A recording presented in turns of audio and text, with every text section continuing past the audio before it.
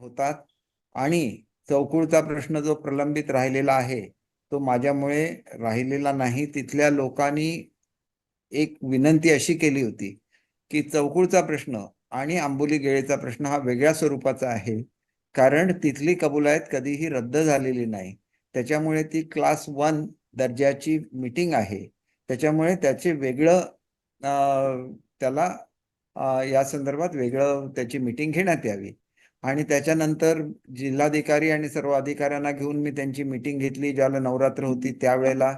आणि त्याच्यामध्ये त्यांनी आपलं काही मांडलेलं होतं. नंतरच्या काळामध्ये आचारसंहिता लोकसभेची सुरू झाली आणि आचारसंहिता संपल्यानंतर पुन्हा एकदा मी ह्याला मीटिंग घेतली आणि उद्याच्या मीटिंगमध्ये आवश्यक तो निर्णय घेतला जाईल. जे लोक त्यांचे प्रतिनिधी येतील त्यांच्याशी चर्चा केली जाईल आणि त्याच्यामध्ये कोणालाही डावलण्याचा हेतू नाही. त्यांनी ज्या वेळेला अशा तऱ्हेची नोटीस दिलेली होती त्या नोटीसच्या अनुषंगाने ऑलरेडी मीटिंग चौकुळ गावामध्ये झालेली आहे आणि त्यांच्या सांगण्याप्रमाणेच सदरची मीटिंग ही आदरणीय मुख्यमंत्री महोदयांच्या सोबत घेतलेली आहे. त्याच्यामुळे इथं कोणालाही दुखवण्याचा हेतू नाही. हे सगळं त्या मीटिंगमध्ये ठरलं. त्यावेळेला जिल्हाधिकारी उपस्थित होते, त्यावेळेला सावंतवाडीचे प्रांताधिकारी उपस्थित होते आणि त्याच्यामुळे आता आचारसंहिता लागायला फक्त 1 महिना राहिलेला आहे. एवढ्या परिस्थितीमध्ये ताबडतोब निर्णय घ्यायचा असेल तर तो केवळ मुख्यमंत्री घेऊ शकतात, कारण तो परत कॅबिनेटच्या समोर जायला लागेल. आणि याच्यामध्ये केवळ महसूल खात्यापुरता हा विषय मर्यादित नाही, तर तो वन खात्याच्या संबंधित सुद्धा आहे. आणि म्हणूनच आंबोली आणि गेळेच्या जमिनीचं वाटप हे कबुलातदार गावकर आणि वन जमिनीचं एका वेळेला व्हावं हा लोकांचाच आग्रह आहे. आणि त्याच्यामुळेच या संदर्भात सुद्धा फॉरेस्ट डिपार्टमेंट बरोबर पूर्वी मी सुद्धा मीटिंग घेतलेली होती, पालकमंत्र्यांनी सुद्धा मीटिंग घेतली फॉरेस्ट डिपार्टमेंट बरोबर. परंतु जोपर्यंत मुख्यमंत्री मीटिंग घेणार नाहीत तोपर्यंत याच्यावर आवश्यक तो निर्णय होऊ शकणार नाही. दुसरं म्हणजे 2.5 वर्ष हा याला स्टे दिलेला होता पूर्वीच्या सरकारने आणि तो स्टे सुद्धा मीच वेकंट करून घेतलेला आहे. त्याच्यामुळे असं कोणीही मनामध्ये आणायचं कारण नाही. हा प्रश्न सुटणं एवढाच पुरता त्याच्यामधला उद्देश आहे. तरी माझी सर्व ग्रामस्थांना विनंती आहे की आपले जे प्रतिनिधी आहेत त्यांनी ह्या मीटिंगला उपस्थित राहावं, आपलं म्हणणं जे आहे ते मुख्यमंत्री महोदयांच्या समोर मांडावं, जेणेकरून आचारसंहिता लागण्यापूर्वी याच्यावर निर्णय होऊ शकेल. आणि मग वाटप होत असताना याला कुठलीही अडचण, एकदा आपण वाटपाची सुरुवात केली तर नंतर कुठलीही अडचण आचारसंहितेची त्याच्यामध्ये येत नाही. आणि त्याच्यामुळे अशा तऱ्हेचे निर्णय हे केवळ मुख्यमंत्री महोदयांच्या अध्यक्षतेखाली आणि आदरणीय महसूल मंत्री आणि वनमंत्री यांच्या उपस्थितीमध्येच होऊ शकतात. आणि त्याच्यामुळे उद्याची मीटिंग अत्यंत महत्वाची आहे आणि ती सर्वांनी त्या ठिकाणी अटेंड करावी अशी मी नम्र विनंती करतो.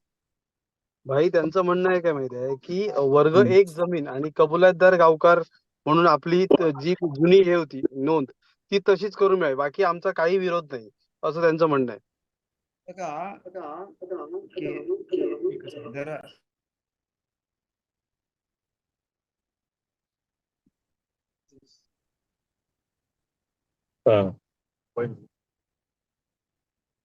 हॅलो,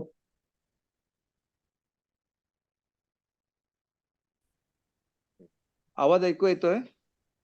हो आवाज ऐकू येतोय ना? आता 1 भाई मिनिट, आवाज येतोय पण व्हिडिओ दिसत नाही तुमचा. व्हिडिओ ऑन करावा.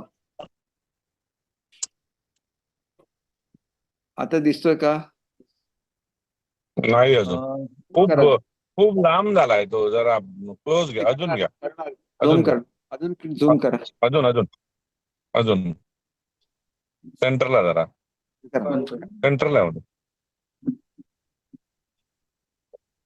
हॅलो, थोडा झूम होऊ दे. हे बघा, झूम होऊ दे थोडा. आपण एक गोष्ट लक्षात घेतली पाहिजे की हा आजचा प्रश्न नाही. या संदर्भात हायकोर्ट, सुप्रीम कोर्टामध्ये केसेस झालेल्या आहेत आणि त्याच्यामध्ये महाराष्ट्र शासनाचं ऍफिडेव्हिट आहे की आम्ही हे महाराष्ट्र शासन केलं हे त्या ठिकाणी जमिनीच्या वाटपासाठी केलेलं आहे. शेवटी ते वाटप कसं करायचं हे चौकोच्या ग्रामस्थांनी ठरवावं. परंतु शेवटी ही जमीन ही सर्व नागरिकांसाठी आहे आणि ती त्यांच्यापर्यंत पोहोचायचं असेल तर ती कशा तऱ्हेने पोहोचणार याचा योग्य तो प्रस्ताव त्यांनी मुख्यमंत्री साहेबांच्या समोर मांडावा, तरच याच्यावर निर्णय होऊ शकेल. कारण कोर्टामध्ये दिलेलं त्यावेळेचं ऍफिडेव्हिट आता बदलायला शासन कसं बदलेल आपण सांगा, किंवा असं शक्य असतं का की एखाद्या कोर्टामध्ये शासनाने ऍफिडेव्हिट केलं आणि ते ऍफिडेव्हिट नंतर बदललं, असं होऊ शकेल का? हे तपासून बघायला लागेल. त्याच्यामुळे त्यांचं जे काय म्हणणं आहे ते त्यांनी मुख्यमंत्री महोदयांच्या मीटिंगमध्ये मांडावं आणि त्यावेळेला सगळ्याच खात्याचे अधिकारी उपस्थित असतात. त्याच्यामुळे याच्यावर निर्णय पण भाई निश्चित- त्यांचं दुसरं काय म्हणणं आहे की जे तुम्ही बोलवले उद्या बैठकीला ते सगळे नौके आहेत आणि जे समितीचे प्रमुख आहेत किंवा गावकार आहेत त्यांना कोणाला आमंत्रण दिलं नाही, त्यामुळे आम्ही त्यांच्या उद्याच्या बैठकीत बहिष्कार घातलाय. माझं आजची असलेली पत्रकार परिषद हे त्यांनी निमंत्रण समजावं आणि त्यांना उद्याच्या बैठकीला उपस्थित राहायचं असेल तर मग ते विमानाने येऊ शकतात. त्यांना विमानातून मुंबईला येण्याची सोय ही माझ्या कार्यालयामार्फत करण्यात येईल. असं म्हटलं की त्यांना निमंत्रण दिलं नाही तर हे चुकीचं आहे. मी प्रांत अधिकाऱ्यांना चौकूला पाठवलेलं होतं आणि त्यांना सांगितलेलं होतं की त्यांनी निमंत्रित करावं आणि त्याच्यावर एकंदर संख्येवर कुठलंही नियंत्रण नाही आहे. जरी निमंत्रणामध्ये 4 लोक म्हटले असले, ते नेहमीच तसं म्हटलं जातं, परंतु जेवढ्या लोकांना यायचंय ते मुंबईला येऊ शकतील, आपलं म्हणणं मांडू शकतील आणि मग त्यांना न्याय मिळू शकेल. त्याच्यामध्ये न्याय मिळणं आणि तो सुद्धा वेळेत मिळणं आणि ही मागणी त्यांनीच बैठकीमध्ये केलेली होती आणि त्याच्यामुळे आता लावलेली बैठक रद्द करता येणार नाही. हा एक भाग झाला, कारण त्यांनी मागणी केलेली होती की 15 ऑगस्ट पूर्वी मुख्यमंत्र्यांच्याकडे मीटिंग लावा, स्पेसिफिकली मुख्यमंत्र्यांकडे, मुख्यमंत्री महोदयांकडे, अशीच त्यांची मागणी होती आणि ती मागणी मान्य केली आहे. मागणी मान्य केल्यानंतर मीटिंग असल्यानंतर त्यांना निमंत्रण, प्रत्येकाला इंडिव्हिज्युअल निमंत्रण देणं शक्य नसतं, कारण त्यांनी नावं तरी दिली पाहिजेत. त्या दिवशी सुद्धा मी सांगितलेलं होतं की किती लोकांना यायचे त्यांची नावं द्या, त्यांना त्याप्रमाणे निमंत्रण पाठवता येईल. परंतु आज सुद्धा माझ्याकडे हे आलेलं नाही आहे. आणि दुसरी गोष्ट अशी आहे की आता आचारसंहिता लागायला फक्त 1 महिना ते 1.25 महिना राहिलेला आहे. त्याच्यामुळे त्यांना जर वाटत असेल की कबुलातदार गावकर करायचं आहे आणि ते जर कायद्याने शक्य असेल तर त्याच्या संदर्भात लॉ अँड ज्युडिशरीच्या सेक्रेटरीना सुद्धा उद्या मी बोलवायला सांगतो मीटिंगला, त्याची सुद्धा चर्चा होईल. चर्चा झाल्याशिवाय हे विषय सुटत नसतात. आणि त्याच्यामुळे जे चौकूळचं प्रकरण मागे ठेवलेलं होतं हे ग्रामस्थांच्या मागणीनुसार मागे ठेवलं होतं. हे नाहीतर चौकूळ बरोबर आणि आंबोली गेल्याबरोबर चौकूळचा निर्णय आणि जी आर सुद्धा होऊन गेला असता. भाई आज किती पालकमंत्री वाजता धर्मेंद्र बैठक चव्हाण होते आणि किती लोकांना भाई आमंत्रित केलंय तुम्ही? किती लोक येत आहेत अंदाजे उद्या? मला कल्पना नाही, मी तर मुंबईमध्ये आहे. मी प्रांतांना सांगितलं होतं की तुम्ही निमंत्रित करा आणि त्यांचं असं म्हणणं आहे की आम्हाला निमंत्रण पोचलं नसेल तर आज सुद्धा मी प्रांताधिकाऱ्यांना किंवा जिल्हाधिकाऱ्यांना फोन करून सांगतो त्यांनी आज सुद्धा नावं द्यावी. त्यांना निमंत्रण, मी म्हणून तर घाईघाईने मीटिंग बोलवली की कोणाला असं वाटायला नको की त्यांना बोलवलेलं नाही. आणि चौकूळची मीटिंग आहे हे सुद्धा काल मी जाहीरपणे सांगितलेलं आहे. शेवटी प्रश्न सुटण्याला महत्व आहे, याच्यामध्ये मानापमान करण्याची कुठली आवश्यकता असू नये असं मला स्वतःला वाटतं आणि असं कोणी स्वतःचा अपमान समजू नये. भाई आज भाई, पालकमंत्री भाई, धर्मेंद्र भाई, चव्हाण यांनी एक हॅलो. विधान केलं की मार्गी लागलेल्या विषयावर मुख्यमंत्र्यांची बैठक होते, कारण जिल्हाधिकाऱ्यांनी उद्याच्या बैठकीसाठी जाण्याची परवानगी त्यांच्याकडे मागितली होती आणि उद्या सावंतवाडी विधानसभा संदर्भातला जनता दरबार हा ओरोसमध्ये होतोय. त्यांच्या या विधानाकडे तुम्ही कसं बघता की मार्गी लागलेल्या एक गोष्टी आहे, विषयावर? जर स्वतः हे बघा, मुख्यमंत्री हे प्रशासनाचे प्रमुख असतात, त्यामुळे मुख्यमंत्र्यांनी बोलवलेल्या मीटिंगला अधिकाऱ्यांनी उपस्थित राहायलाच लागतं. आणि जर सावंतवाडी मतदारसंघाची मीटिंग असेल तर मी सुद्धा सावंतवाडी मतदारसंघाचा आमदार आहे, राज्याचा मंत्री आहे आणि त्याच्यामुळे त्यांनी मला बोलवलं तर मी त्या मीटिंगला सुद्धा गेलो असतो. हा प्रश्न नाही आहे. लोकांना विनाकारण, कारण हा प्रश्न सोडवताना ते पालकमंत्री मुळातच नव्हते आणि त्याच्यामुळे त्याच्याबद्दल मी त्यांना दोष देत नाही, कारण मुळातच ते ज्यावेळेला जी आर निघाला त्यावेळेला जी आर मी काढून घेतलाय त्यांना माहिती आहे. त्याच्यामुळे बघा, ह्याच्यामध्ये विनाकारण पालकमंत्री आणि माझ्यामध्ये वाद होऊ नये अशी माझी मनापासून इच्छा आहे. आणि त्याच्यामुळे उद्या जर सावंतवाडी मतदारसंघाच्या संदर्भात जनता दरबार असेल तर तो सरकारचा जनता दरबार असतो. त्याच्यामध्ये आमदार म्हणून आणि मंत्री म्हणून मला सुद्धा बोलवायला पाहिजे होतं, परंतु मला काय त्याचं निमंत्रण आलं नाही म्हणून काय मी रागवत नाही.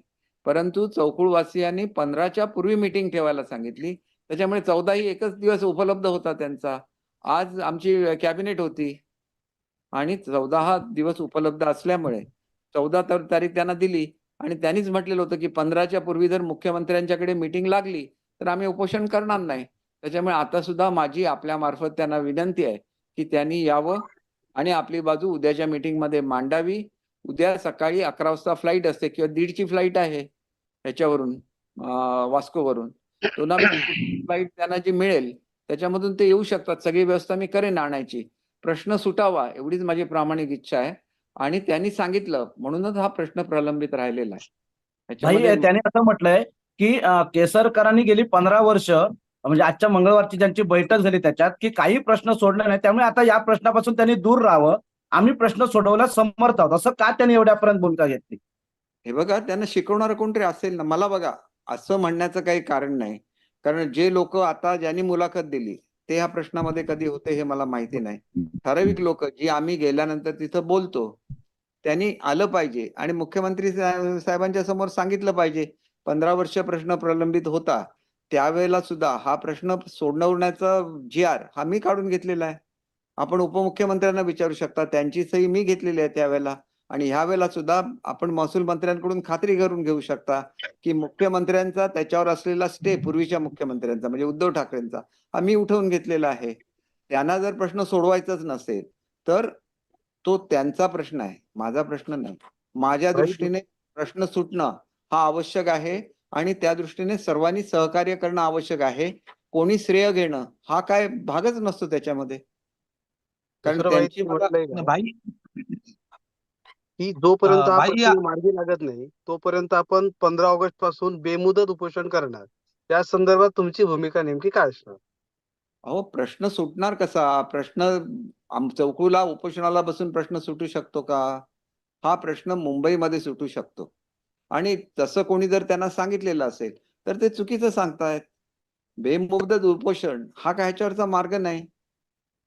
प्रश्न सोडवायचा असेल तर त्यांनी प्रश्न कशा तऱ्हेने सोडवावा हे त्यांनी सांगितलं पाहिजे ना. शेवटी लोकांपर्यंत जमीन कशी पोहोचणार? ही काय कबलतदार गावकऱ्यांची जमीन नाहीये मुळात. ही मुळात सावंतवाडी संस्थांची जमीन आहे आणि कबूलतदार गावकर हे अधिकारी आहेत की ज्यांनी खंड वसूल करायचा आहे आणि तो शासनाला भरायचा आहे आणि त्यांनी आजपर्यंत आपलं काम अत्यंत चोखपणे केलेलं आहे.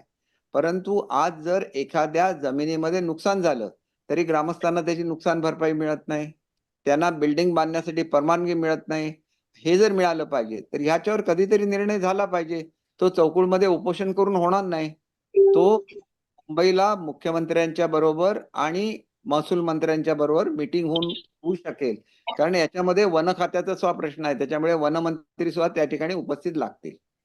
भाई एक मिनिट, त्याने असं म्हटलंय भाई 2 मिनिटं फक्त भाई की त्यांची अशी भूमिका आहे गेली अनेक वेळा तुम्हालाही माहिती आहे की ते म्हणतायत जे 1999ला जो पारित झाला आणि 2000 मध्ये तो वगळून आम्हाला पूर्वीसारखीच कबुलात द्या आणि हवं तर आम्ही वाटप आमच्यापर्यंत करू. त्यामुळे त्या भूमिकाने एकंदरीत त्यांच्यावर जे पगडा झालाय त्याने अभ्यास केलाय म्हणतायत त्या सगळ्या याच्यावर. हा प्रश्न कशा पद्धतीत सुटला जाईल? एक गोष्ट असं आहे की हा प्रश्न सुप्रीम कोर्टापर्यंत जाऊन आलेला आहे. हो, त्याच्यामुळे सुप्रीम कोर्टाने जे काय सांगितलं त्याच्या पलीकडे कोण जाऊ शकतं असं मला स्वतःला वाटत नाही. आणि त्यांना तसं वाटत असेल तर त्या ठिकाणी मी आताच सांगितलं की लॉ अँड ज्युडिशरीच्या सेक्रेटरीना ठेवूया. पण तुम्ही सांगता त्या पद्धतीने होऊ शकत नाही तर तो प्रश्न सोडवायचाच नाही का? हा प्रश्न आहे. आणि त्याच्यामुळे जी जमीन आहे ती शेवटी चौकूच्या सर्व नागरिकांना मिळाली पाहिजे. त्याच्यामध्ये कबुलातदार गावकऱ्यांना ही कशा पद्धतीने वाटावी याचा अधिकार देण्यासाठी त्यांची कमिटी सुद्धा नेमता येईल, तसा निर्णय घेतला जाईल. शेवटी वाटायची म्हणजे आज सुद्धा कबुलायतीमध्ये जमीन वाटायचे अधिकार नाही आहेत. ज्या कबुलायती आहेत त्या शासनाच्या वतीने टॅक्स गोळा करण्यासाठी आहेत. म्हणजे तो टॅक्स गोळा करायचा आणि तो शासनाला भरायचा अशा तऱ्हेची ती कबुलायत असते. आणि मग जमीन वाटपाचे अधिकार हे ते जे सांगतील कबुलातदार गावकर सांगतील त्याप्रमाणे त्याचं वाटप करता येईल. त्याच्याबद्दल आमचं कुठलंही दुमत नाही. भाई तुम्ही जे भाई, सांगतायत ते माझा एक अत्यंत दुसरा बरोबर आहे. प्रश्न आहे. भाई तुम्ही सांगतायत ते सगळं बरोबर आहे, परंतु चौकुळवासियांनी ते एक परिपत्रक काढलं, त्यांचा जो असा समज झालाय एकंदरीत तो कसा दूर केला जाईल जेणेकरून त्यांचा दूर झाला तरच हा प्रश्नाला लवकर वाचा फुटेल. म्हणजे एकंदरीत तुम्ही कशा पद्धतीने त्यांना कव्हर करणार की हा तुम्ही सांगितला तो मुद्दाच बरोबर आहे, पण हे त्यांच्यापर्यंत कसं पोहोचवलं जाणार? नाही, असं आहे की ते जर आज आले नाहीत, उद्या समजा त्यांच्यापैकी काही, तर मी 15 ऑगस्टच्या झेंडावंदनाला येईल, त्यावेळेला मी चौकुळवासियांची भेट घेईन. त्यावेळेला सुद्धा कलेक्टर ओके. माझ्यावर असतील. उद्या जर त्यांनी मागणी केली आणि समजा एखाद्या सचिवांना आणायचं असेल, तर उद्याच्या मीटिंगमध्ये सांगून मी सचिवांना सुद्धा चौकुळला घेऊन येईन. मला त्याच्याबद्दल काही प्रश्न नाही आहे. आणि ह्याच्यामध्ये काय प्रेस्टिजचा विषय करण्याचा प्रश्नच नाही, कारण मी रेग्युलरली चौकुळला जातो. त्यांची जी मागणी आहे, ह्या मागणीप्रमाणे त्यांना वाटपाचा अधिकार आहे का कायद्याने, ओके. याचा सुद्धा विचार झाला पाहिजे ना. जर कायद्याने अधिकार दिलेला नसेल आणि ती अधिकार जो दिलाय, कारण आंबोलीची तर लेखी कबुलात आहे, त्याच्यामध्ये काय लिहिलेलं आहे की लोकांना कसायला जमीन देणं, त्याचा टॅक्स गोळा करणं आणि तो शासनाला भरणं, हा अधिकार आंबोलीला तरी होता. म्हणजे त्या पूर्वीची काबुलीपर्यंत ती दिली, परंतु ती रद्द होऊन नव्याने झाल्यामुळे ती लेखी स्वरूपात आहे. आणि पूर्वीचे जे डॉक्युमेंट आहेत त्याच्यामध्ये सुद्धा म्हटलेलं आहे की कसायला जमीन द्यावी, म्हणून या ठिकाणी ही कबुलातदार गावकर सिस्टीम हे केली, कारण त्या काळात ते जंगल होतं. बघा, मला त्यांच्या कुठलंही म्हणणं खोडून काढायचं नाहीये. मुळात कबुलातदार गावकर ही जी संज्ञा आहे, हे जमिनीचे मालक आहेत का, आणि जमिनीचे मालक असतील तर त्यांना तो वाटण्याचा अधिकार आहे का, हा मुद्दा त्यांनी सुद्धा कदाचित सुप्रीम कोर्टामध्ये मांडला असेल आणि तो मान्य झाला असेल, तर मग त्यांनी ते डॉक्युमेंट शासनाला दाखवावे. मी तर त्यांच्या बाजूनेच आहे, ते जे काय म्हणतील तेच मी म्हणणार. परंतु प्रॅक्टिकली हा प्रश्न सुटलाच पाहिजे ना. हे नाही मिळालं तर आम्हाला जमीनच नको असं म्हटलं तर गावातली लोक जमिनीपासून वंचित राहतील, एवढाच प्रश्न आहे. शेवटी जमीन ही सर्व गावाची आहे आणि कबुलातदार गावकर हे त्यांचे प्रतिनिधी आहेत. असं माझ्या दृष्टीने हेच वाटतं की कबुलातदार गावकर हे गावाचे प्रतिनिधी आहेत. मुख्य जसा आपला मुख्य मनुष्य असतो तसे ते मुख्य आहेत. आणि म्हणून त्यांना टॅक्स भरण्याचा अधिकार आहे. आणि पूर्वीच्या सुद्धा तुम्ही पावत्या बघा, त्यांनी टॅक्स वसूल केला आणि तो परत महाराष्ट्र शासनाला भरलेला आहे. त्याच्यामुळे त्यांना कुठल्या पद्धतीने वाटप करायचे हे पूर्ण अधिकार त्यांना दिले जातील. पण भाई त्याच्या माझा एक प्रश्न शासनाने कमिटी नेमली पाहिजे. भाई माझा एक प्रश्न आहे. आज काल रात्री मोठी वेंगुर्ल्या तालुक्यामध्ये मोठी धक्कादायक घटना घडली आहे. आडेली गावामध्ये एका एक विषय संपून द्या. माडेश्वर, तुम्ही मध्ये मध्ये काहीतरी करा. भाई आंबोली मी एका चौकुळ महत्वाचं बघा, मला 2 महत्वाच्या मीटिंग होत्या. आज स्वातंत्र्य दिनाचं डिनर आहे मुख्यमंत्र्यांचं, त्याला मी गेलो नाही. मी दुसरा एक महत्वाचा कार्यक्रम होता, टाटाची जी मोठी मॅरेथॉन होती त्याचा कार्यक्रम होता, पण पालकमंत्री म्हणून मी त्याला गेलेलो नाही. कारण चौकुळवासीय हे माझ्या अत्यंत जवळचे आहेत आणि त्याच्यामुळे त्यांनी जे सांगितलं होतं की 15च्या पूर्वी मुख्यमंत्री महोदयांकडे मीटिंग लावा, तर त्यांच्या सांगण्याप्रमाणे ही मीटिंग लावलेली आहे. आणि त्यांनी सांगितल्यानंतर त्यांना निमंत्रणाची वेगळी आवश्यकता नाही. मी जेवढे लोक येतील त्यांना त्यांच्याशी चर्चा करण्यासाठी उपलब्ध करून देईन. पण भाई एकंदरीत ह्या सगळ्या प्रश्न गेले तुम्ही वर्षभर सोडवण्यासाठी तळमळीने प्रयत्न करता, परंतु गेळ्यामध्ये पाहता राजकारणाचा भाग येतोय. आता चौकुळमध्ये झालं हे असं का होतंय? म्हणजे तुमच्या प्रश्नाबाबत तुमचेच सत्ताधारी राजकारण कोण करतंय ह्याच्याबद्दल काय मी भाष्य करणं योग्य नाही. बघा, ज्या दिवशी गेळेवासियांनी सांगितलं की 8 दिवसामध्ये आमची जमीन नावावर करा, त्या दिवशी मी त्यांना काय सांगितलं की जर वन खात्याची जमिनी सकट वाटप नाही करायचं असेल तर तुमचा लगेच निर्णय घेता येईल. आणि प्रत्यक्षात होताना तसंच घडलं ना. पालकमंत्र्यांनी आदेश दिले, परंतु ते आदेश जर कायदेशीर असेल तरच त्याचं पालन होणार.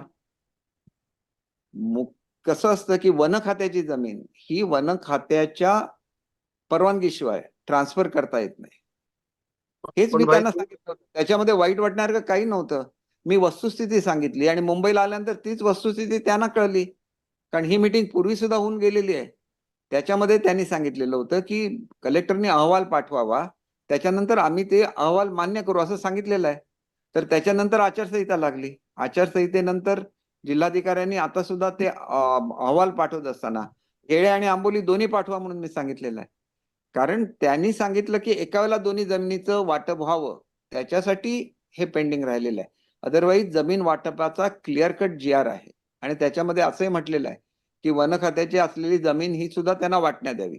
त्याच्यामुळे आज जर वाटली गेली नाही तरी पुढे सह वाटली जाणारच. तो त्यांनी निर्णय घ्यायचा आहे. आता वन खात्याच्या संदर्भात केंद्राचं त्याला संमती लागते की नाही हे मला स्वतःला माहिती नाही. जर स्थानिक लेवलवर झालं, राज्याच्या लेवलवर, तर ते लगेच होऊन जाईल. नसेल तर केंद्राकडून ती मान्यता आणायला लागेल. कारण वाटप दोन्ही जमिनीचं व्हावं असं ग्रामस्थांचा आग्रह आहे. त्याच्यामुळे कोणी जर दिशाभूल करत असेल की वन लागलेली जमीन सुद्धा परस्पर महसूल खातं वाटू शकतं, तर त्याला मर्यादा आहेत, एवढंच मला सांगायचं. आणि हे लिहिताना बघा, खूप काही लिहू नका.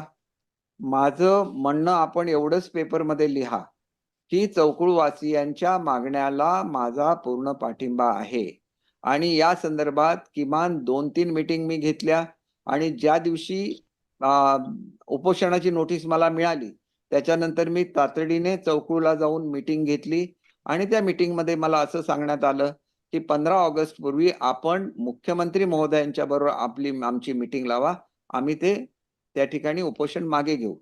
आणि जर त्यांना ऑनलाईन उपस्थित राहायचं असेल उद्याच्या मीटिंगला मुख्यमंत्र्यांची, तर ते ऑनलाईन उपस्थित राहू शकतात.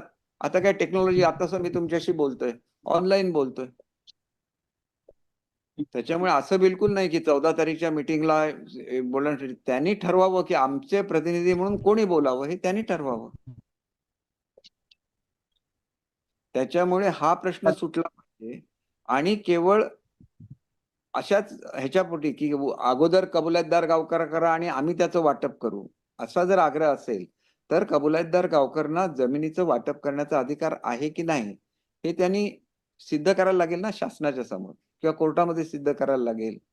ती प्रक्रिया काहीच झालेली नाहीये. कारण त्या प्रक्रियेमध्ये शासनाने ऍफिडेव्हिट जे दिलं होतं की लोकांना वाटप करण्यासाठी म्हणून कबुलातदार गावकर केलेलं आहे, हेच ऍफिडेव्हिट आज कोर्टाच्या समोर आहे, मला जे माहिती आहे तिथपर्यंत. आणि अधिकची जर काय माहिती असेल तर ती त्यांनी द्यावी शासनाला. मी 100% त्यांच्याबरोबर आहे. भाई एक की त्याने असं म्हणता येईल का ऑनलाईन जर त्यांना उपस्थित राहायचं असेल तर ते राहू शकतात? राहू शकतात ना, मी तशी परवानगी घेईन मुख्यमंत्री म्हणून. त्यांना जर वाटत असेल की आम्हाला निमंत्रण मिळालेलं नसेल तर त्यांची बाजू त्यांनी ऑनलाईन मांडावी. जे प्रतिनिधी इथं येतील ते आपली बाजू मांडतील. कारण हा प्रश्न हा चौकुळच्या ग्रामस्थांचा सुद्धा आहे. भाई जसे बोलू का मी? हा बोला. भाई रात्री एक धक्कादायक प्रकार घडला आडेली गावामध्ये. माणगाव तळीवाडी येथील युवक, त्यांनी त्याचं लग्न त्याच्या आडेलीच्या मुलीबरोबर लग्न झालेलं आणि त्या कुटुंबाने, गावडे कुटुंबीय, पेडणेकरवाडीतील घटना आहे, त्या कुटुंबियाने त्या युवकाला रात्री 11:30 वाजता बोलवून त्याला शॉक लावून त्याची हत्या करण्यात आलेली असा अंदाज पोलिसांचा पण आहे आणि स्थानिक ग्रामस्थांचा पण आहे आणि माणगाव वासियांचा पण आहे. मग या संपूर्ण प्रकरणाकडे तुम्ही कसे पाहता आणि याची काय तुम्ही पुढची पावलं उचलणार आहात? नाही, याच्या संदर्भात पोलिसांनी चौकशी केली पाहिजे आणि आवश्यक ती कारवाई केली पाहिजे. त्या संदर्भात मी एसपींशी बोलेन. भाई आणखी एक दुसरा एक विषय आहे.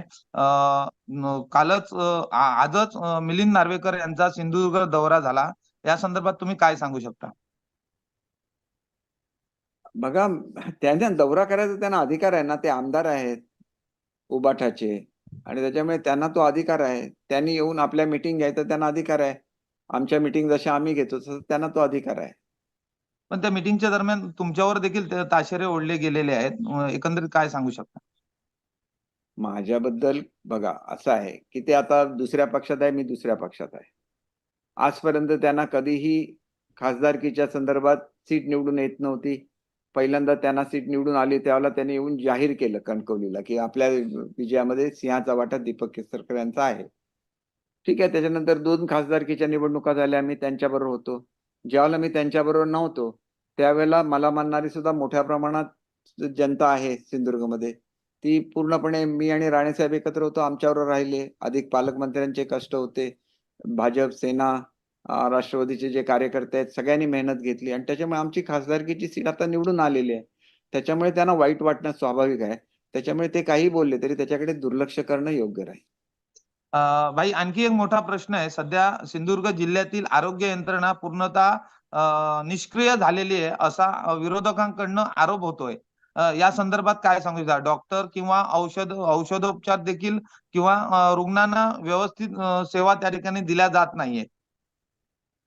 हे बघा, आता स्पेसिफिक कुठल्या दवाखान्यामध्ये हे घडलं याच्या संदर्भात मला माहिती नाही.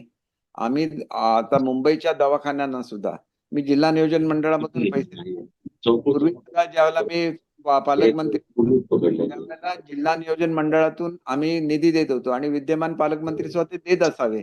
त्याच्यामुळे औषधाचा तुटवडा होत असेल असं मला स्वतःला वाटत असेल तर मी पालकमंत्री महोदयांशी बोलेन या संदर्भात.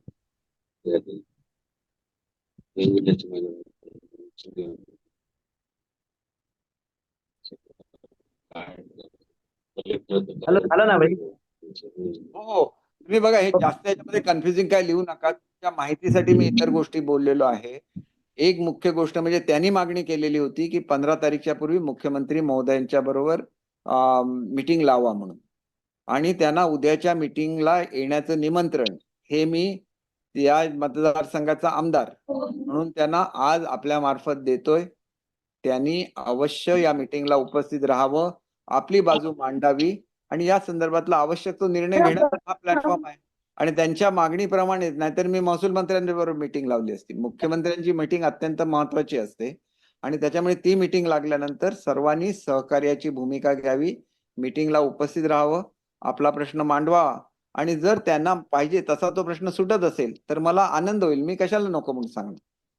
त्यांची जी मागणी आहे की पुन्हा कबुलियतदार गावकर करा, हे जर कायद्याने शक्य असेल तर ते त्या मीटिंगमध्ये समजू शकेल. म्हणून त्या मीटिंगमध्ये त्यांची जी काय मागणी होती ती त्यांनी मला सांगितलेली आहे, कलेक्टरना सुद्धा सांगितलेली आहे, आम्ही ती ऐकून घेतलेली आहे.